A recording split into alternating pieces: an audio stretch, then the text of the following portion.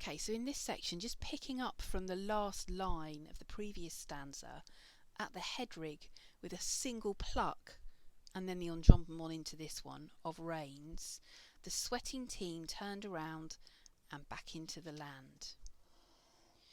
Now, the way the enjambment works here and the pattern in those lines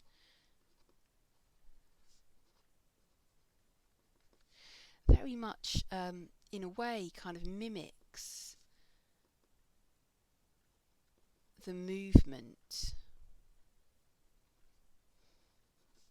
of the horses, moving backwards and forwards, up and down the field in this kind of very smooth movement, sort of illustrates the way that they're moving very cleverly. The turning backwards and forwards.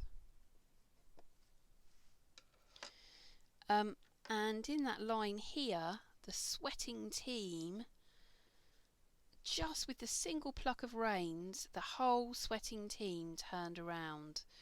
So they're very powerful, these horses, they're very exhausted, but they are absolutely devoted to their master, who has them absolutely under his control. They'll do anything for him, which again underlines he needs admiration for his father.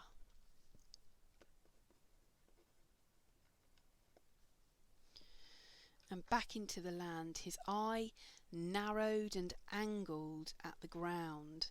More of this technical vocabulary, but what I find really interesting about this section is the way that those verbs, particularly narrowed, angled and mapping, obviously eye isn't a verb, but these verbs here indicate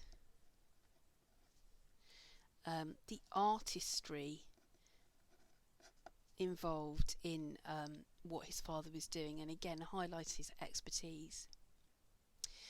There's a slight change of focus then as we move into the next section. I stumbled in his hobnailed wake. So I was always falling over. I stumbled in his hobnailed wake. So first of all, we've got this change of focus, where he was talking before only about his father. Now, of course, he's talking about himself. Stumbling in his wake. Wake is the bit behind somebody, almost following in his footsteps, but it's not quite his footsteps, it's his wake.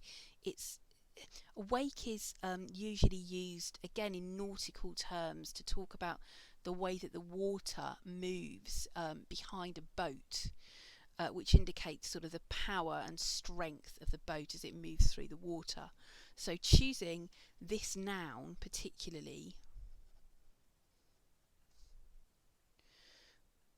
wake, highlights power of his father again. And he was stumbling and falling and being in his wake all of the time. So literally, these lines are saying to us that he literally fell over when he was following his father. Metaphorically,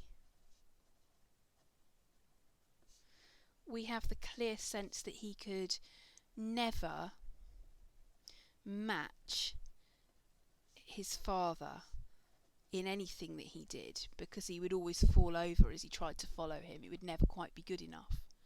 Symbolically, we can think about how this line perhaps indicates this universal idea of not being able to truly live up to the memory. Remember, this is in the past. He can never really live up to the memory of his father. So perhaps there's an idea that symbolically we can never match the memory of our parent, universal idea.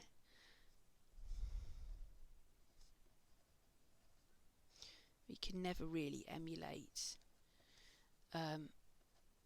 our parents. We can never really meet that expectation.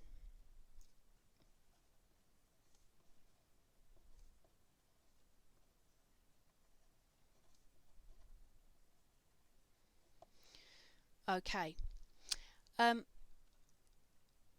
So we've thought about how he fell over on the earth sometimes, and then this little semicolon again switches the tone ever so slightly.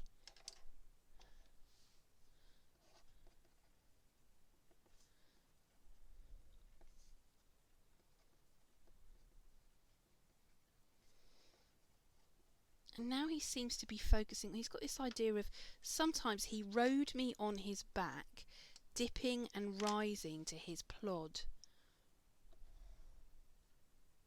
So this idea of he rode me on his back is really interesting, because although it's probably dialect, instead of saying he picked me up and gave me a ride on his back, it's probably dialect, something they would have said in their family or in their area. He rode me on his back. But it does foreshadow the role reversal that's coming towards the end of the poem.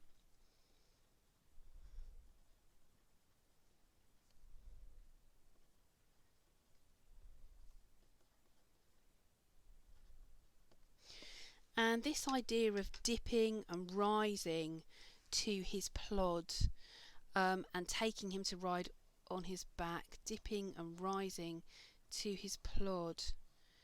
So, in a sense, the father, it seems like he might be encouraging him to follow in his footsteps, sort of guiding him.